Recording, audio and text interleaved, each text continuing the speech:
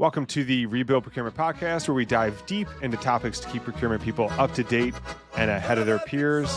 On today's episode, Alan, we're going to go through the cost of Christmas. Cost of Christmas, and Merry Christmas to everybody. Merry Christmas. Oh, what fun in the sleigh we share, with silly hats and messy hair. Jingle all the way, jingle fade away, in and out of June, let's wait. All right. I'm Tom Finn, bringing 15 years on the client side, procurement, finance, and category management experience in large and small cap orgs. And I'm Alan Veek. I'm the procurement geek on the sell side of the street. I've assembled a team of superhuman procurement professionals doing managed services at a company that we call Summit. All right, Alan, what are we going into today? We got our little Christmas gear on. You got a what would you call what you have? I would say it's some festive bells and a little elf. An elf. You heard elf on a shelf. He's elf on a mic. Yeah, I got some reindeer antlers on, and I have a little Santa guy, but it doesn't show too well on the screen here, so I'll just leave him hanging out there. So what are we talking about today, Merry Alan? Christmas, Tom. Yeah, Merry Christmas. Merry Christmas, Tom. Yeah, it's fun. Don't jump right into business, right? We gotta always have a little bit of.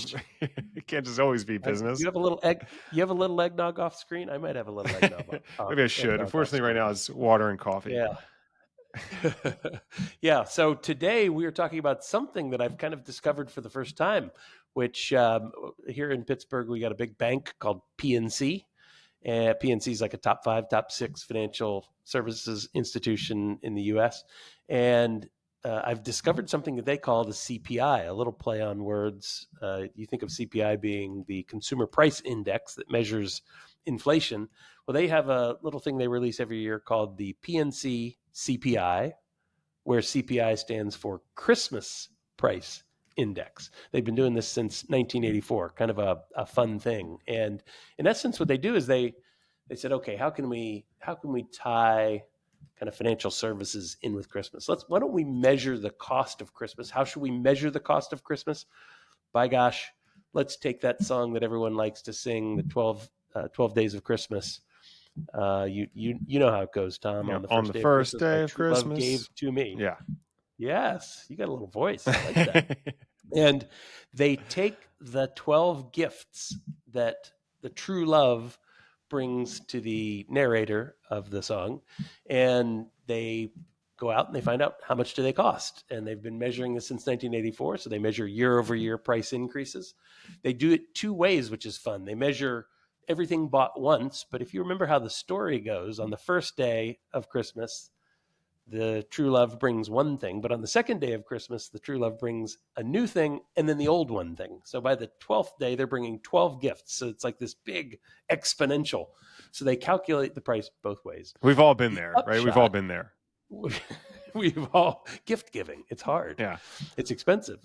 And so the upshot is that, yes, this year, inflation still reigns king. Prices are up 5.4% in 2024 relative to 2023. And 2023 was no small year. They saw a 2.7% increase in 2023.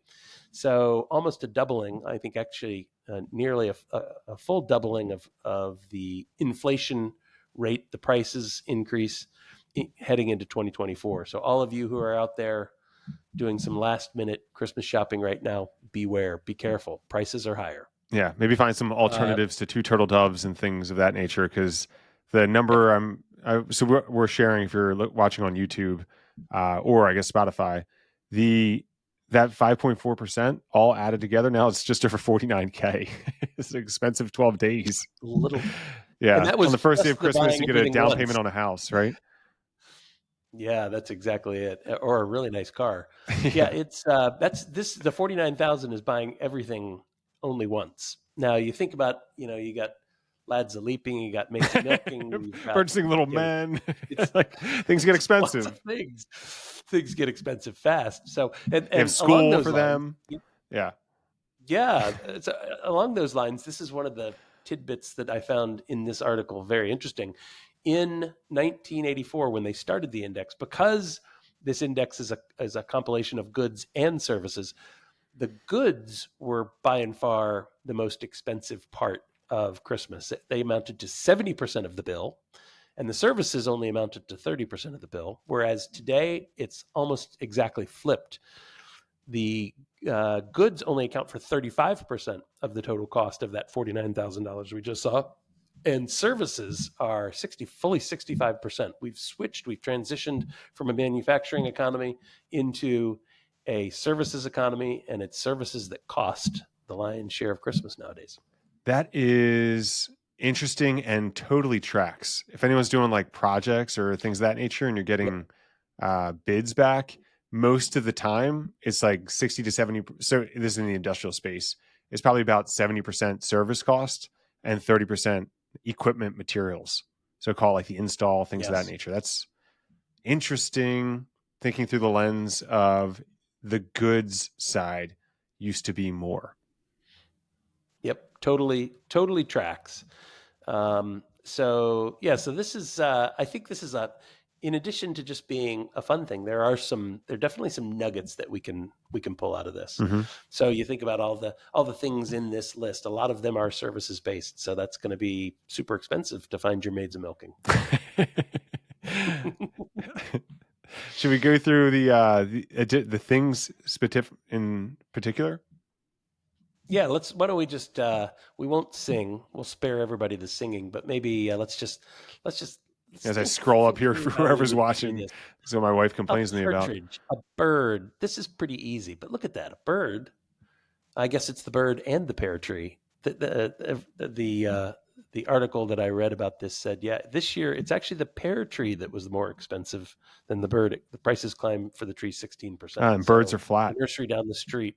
Yeah, birds are pretty fat. But okay, your first day, $370, you can handle that. What about the second day?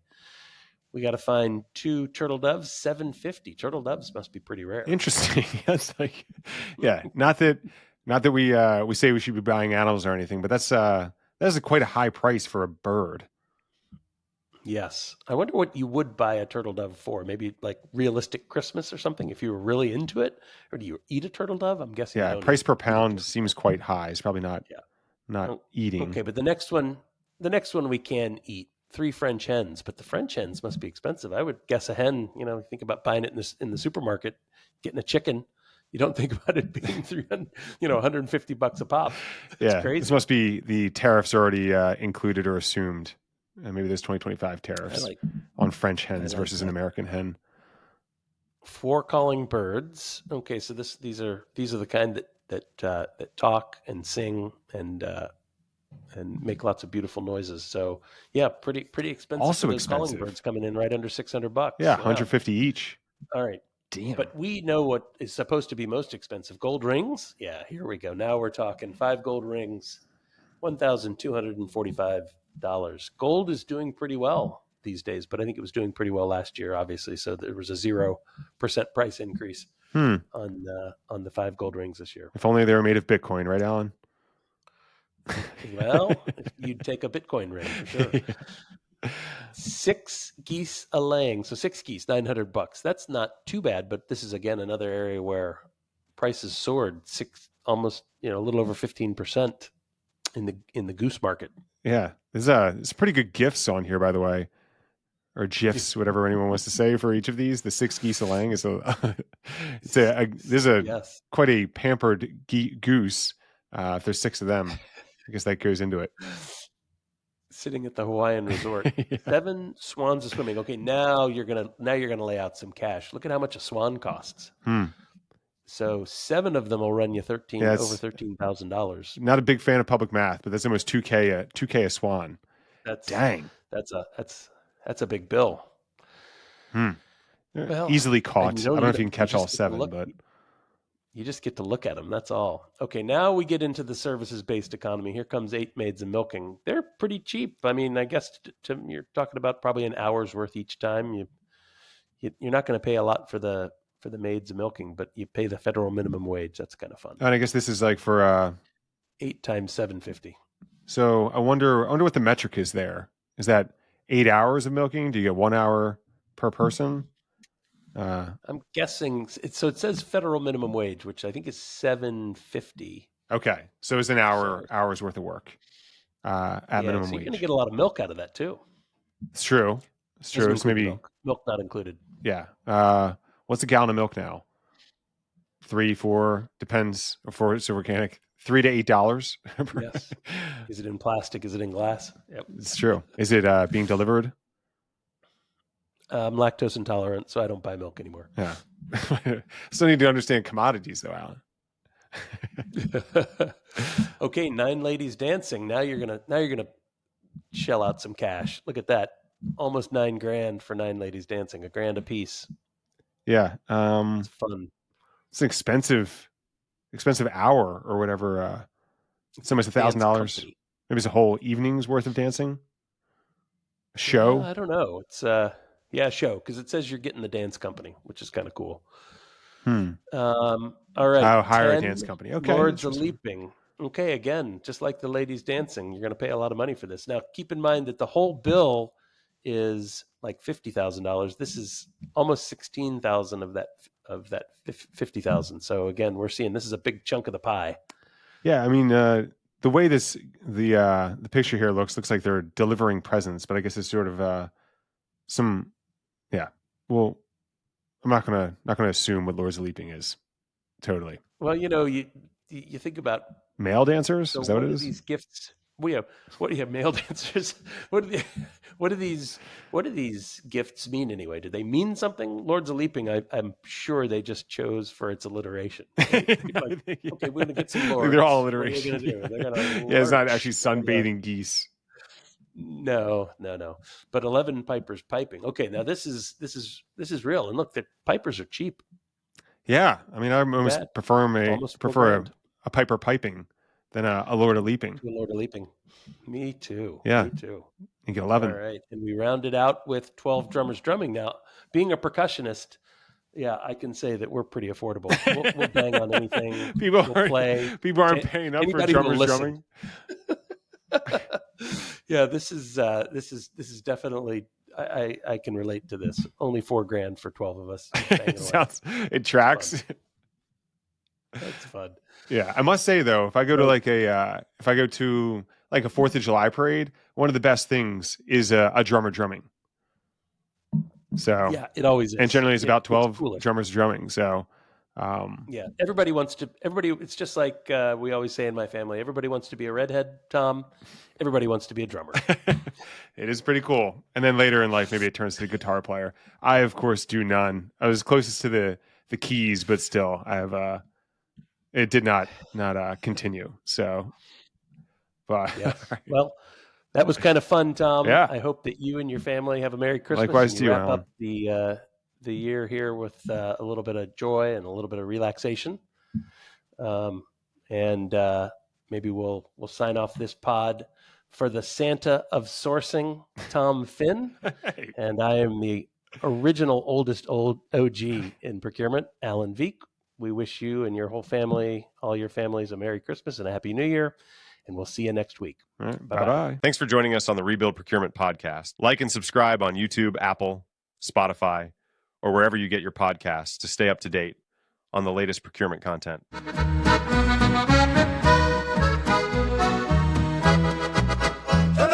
Snowflakes on the window pane. Rudolph sloshed his way again.